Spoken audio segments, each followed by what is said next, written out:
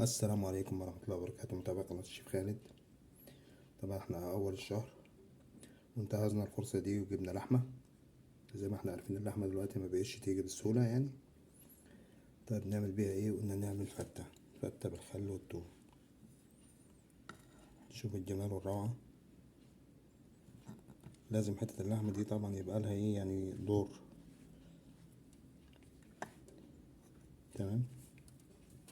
معانا هنعمل فتة اللحمة بالخل والثوم. تمام. طريقة سهلة ومبسطة خالص. تمام.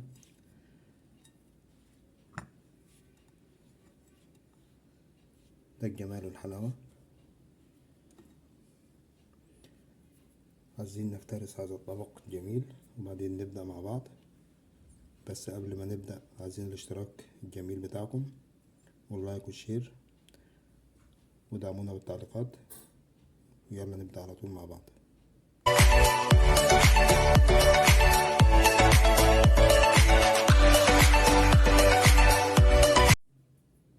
وللطشة بتاعت الفتة هنحتاج خل، توم، شوية كزبرة وحبة طماطم. أول حاجة هنقطع التوم، نقطعه سلايز كده زي ما احنا شايفين.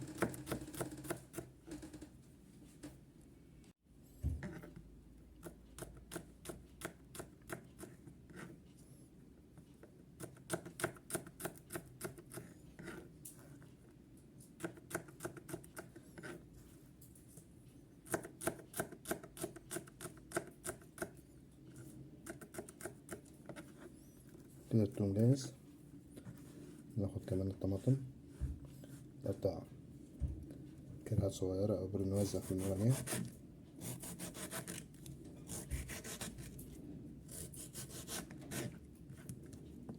بسم الله.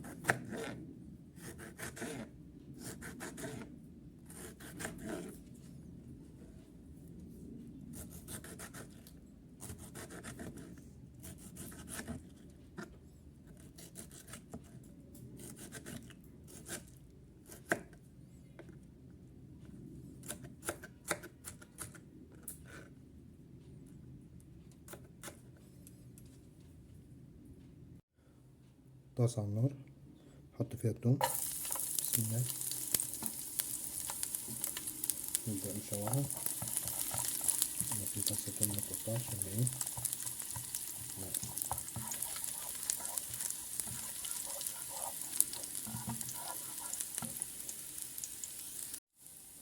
وصل اللون ده نحط الكزبرة نقلبها كويس. بعد كده هنزل بالطماطم.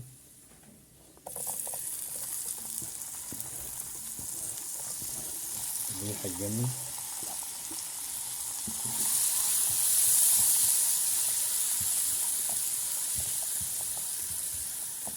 سيبها دقيقتين على النار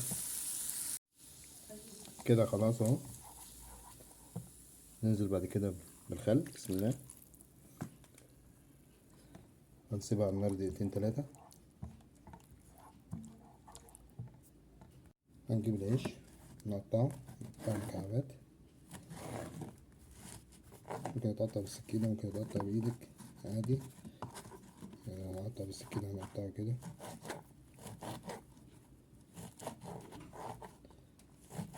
تمام.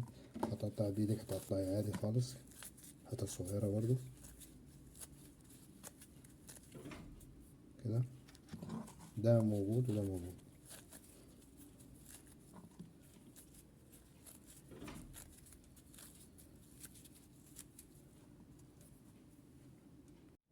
معلقة زيت على النار طاسة وهنحمر دول ونرجع. كده العيش بقى متحمر. نبدأ بقى نجمع المقادير بتاعتنا عشان نعمل التقديم. هناخد شوية عيش من متحمص نحطه هنا، شوية نحطه هنا،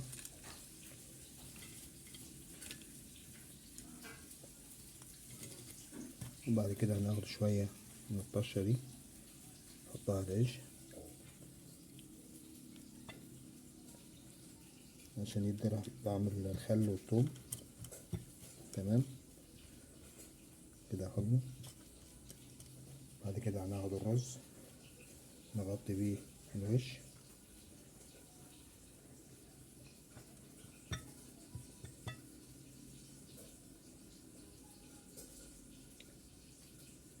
وما ندوسش على الرز يا جماعة، ما يتقلش، يبقى مهوي كده من بعضه.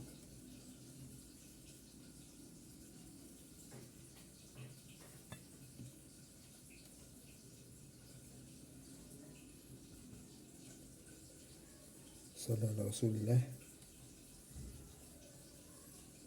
كده تمام. كده هنجيب الشوربة نسلق فيها اللحمة بتاعتنا وهنسقيها. نحط الشوربة كتير عشان العيش ما يروحش مننا خالص، ودي تبقى ايه ساعة التقديم عشان العيش ما يعجنش منك.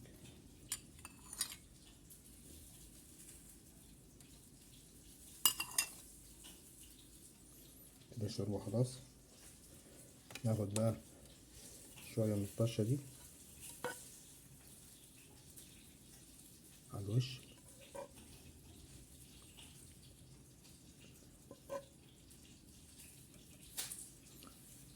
تمام. بعد كده نجيب بقى ايه، نجيب بقى اللحمة. بسم الله.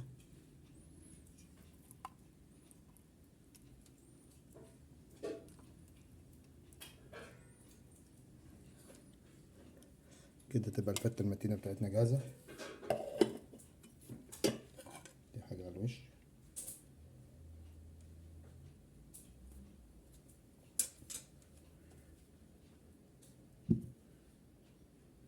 كده بقى ايه الفتة جاهزة.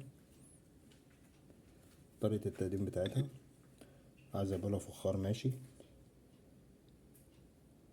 لا عايز امليها بول ازاز، في طبق كبير، اي حاجة، ده كله متاح في ايدك.